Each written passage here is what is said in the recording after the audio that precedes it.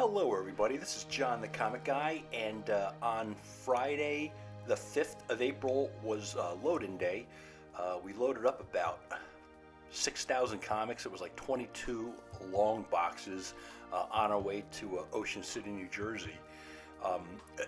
As you can imagine, the unpacking could task the back a little bit. But Krista and I basically filled up her X5 and loaded the 6,000 comics. As you can see here, in the other video I mentioned I would show you the wall before I actually put comics on there. And the reason I wanted to do that is in case any of you folks are looking to build a wall for a display. As you notice, I use vinyl siding jade channeling. That makes it extremely easy to hook on to the wooden frame and then slide comics right in there safely.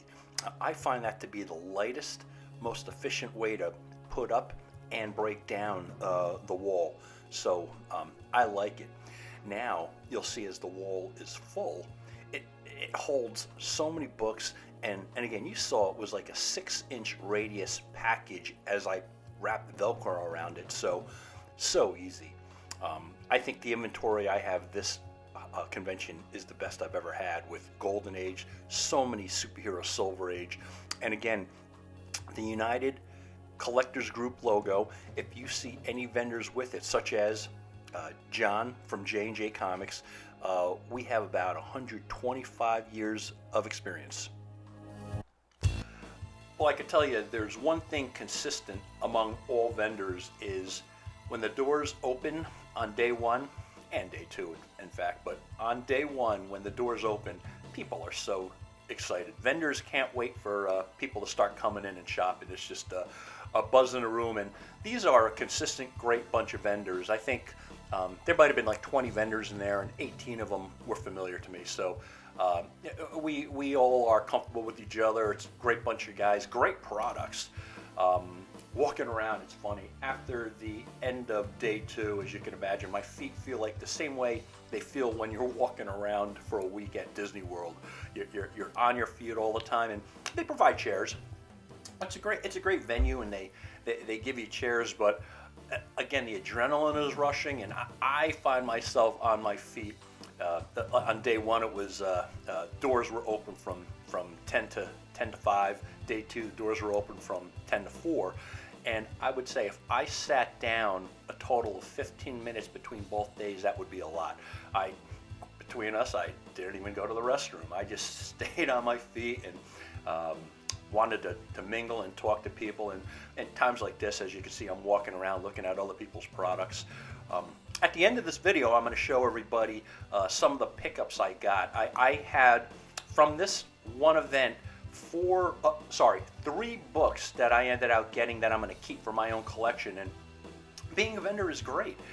People actually will come to you and ask if you want to buy books, and more times than not, my answer is I'm a sure thing. If you have anything to sell, let me know and I'll check it out. And so I bought one small collection. I did some trading with. He was a vendor on day 2. He wasn't a vendor on day 1. And I also did a nice trade with Matt from Patriot Comics. As Matt, as you can imagine, has exceptionally good inventory. Always, the guy is always making me jealous with his inventory. So, but some of the things out at this event, where they had trivia, they have free face painting for kids. They had lightsaber training for kids. One of my personal favorites is they have the Ocean City Pops on at least on day 1 this year. They played nothing but amazing Star Wars music. So just imagine the whole vibe of this place. You're selling, you have your friends being vendors with you, and you hear the Pops behind you playing Star Wars music. It's so freaking great. So I love it. And also they had a cosplay competition. As you can see, a lot of the vendors were in the cosplay competition, or at least their kids were. So overall, it was just really, really good stuff. What I would say is next year I should have the same spot I want to give a big shout out to Michael Allegretto, I believe, from the city of Ocean City. He's been my contact for the past 2 years. That guy is so accommodating. Michael, if you're watching this, I got to give you a big 2 thumbs up and a shout out. Thank you so much for being so gracious of a host, and 2, thank you for letting me get the spot that I always choose. That's John from John's Comics, my buddy. He's such a great guy, and if you saw how many graded books he sells, holy smokes, I think he had like 400 graded comics for sale. Even at the big conventions like New York Comic Con, I just don't see that many. So, so check this out. I love the Ghostbusters vehicle. They had a couple of vehicles there. My personal favorite, from the Back to the Future, love it. Had to get a close-up of the flux capacitor. What a great bunch of vehicles they had displayed. Now, as we come around to the Batmobile, that kind of it cracked me up a little bit because, as you're going to see, it looks amazing. But if you look towards the passenger side, the front passenger side, there we go. No, that's not slime from Slimer. It was leaking antifreeze. So, that goes into the case of, hey, what are you going to do? But here's Matt. Hey everybody, it's John the Comic Guy. I'm standing here with Matt from Patriot Comics. What's up, everybody? We are both doing OCNJ on April 7th. So hope you guys came out and bought some good stuff from us, and we'll take a walk around. Thanks. Let's do it. This is John the Comics Guy, and this is the recap of OCNJ 2024. What a great show. I tell you, and again, I really want to give a big shout out to Michael Allegretto from the city of Ocean City. He was great. Always accommodating. He gave me the spot that I asked for, which is right in the front doors when you enter. I'm right there, and he already said I can get the same spot next year. You guys are the best, and the venue is always amazing. But what I wanted to do in this part of the video is just share some of the pickups I got recently, 3 of which out of the 4 I got at OCNJ.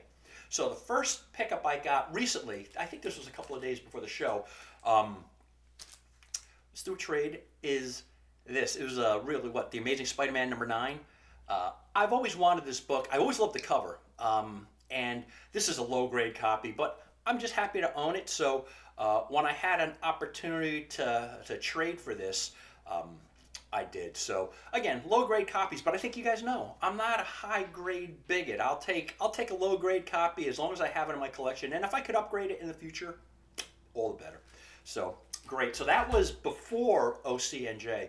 So now, one of the things about being a vendor, which I think is great, people come to us and they want to offer us collections, and I would say more times than not, I say this in the most politically correct way, but I tell people I'm a sure thing. Right? If you have comics and we could agree on a price, I'm going to buy it. There's very rarely going to be an opportunity where I say, ooh, I'm a little tight on cash and I don't want to buy. So, but again, it has to be I'm a vendor, so it has to be a way I could flip the book and still make a profit, knowing that 90% of any collection I buy are going to sit. So it's just, does it have a few choice books that I can kind of recoup quickly? But one of the books, the only book in one of the collections that the collection that I bought out at OCNJ was this, Cave Woman. I am not really an aficionado of Cave Woman, but this was it's a virgin cover, great condition, and it's like, I'm so sorry about the glare. It's the morning, so it's quite sunny out, but I love that, and it's like, I'm going to keep it for my collection. And according to the certificate in the back, 750 of these were printed, so limited print run, beautiful cover. I'll keep it. The next one was really something I traded with Matt. I gave him some cash for this as well, but I traded him some Teenage Mutant Ninja stuff, and I saw this book, and I had to snag it. I did not have a copy of it, so it was a Tomb of Dracula. I'm estimating, this is my label, so I estimate it being about a 3.5, so it's a VG, maybe VG minus, but I didn't have it. I think the title is cool, and when I had an opportunity to trade for it with just a little bit of cash, I wanted to take advantage of it. And Matt was so gracious. He's like, "Yeah, John." He says, "Yeah, John, it's you. Let's trade." So Matt, as always, the guy from Patriot Comics is awesome. Thank you, and thank you for having such great inventory. Always, it's just great. So that was one of the highlights of OCNJ for me, getting a copy of this for the first time in my life. Last but not least, before I close the show, a fellow, again, it's low grade, right? I am not a high grade bigot, but if I have a chance to upgrade a low grade, I will do that.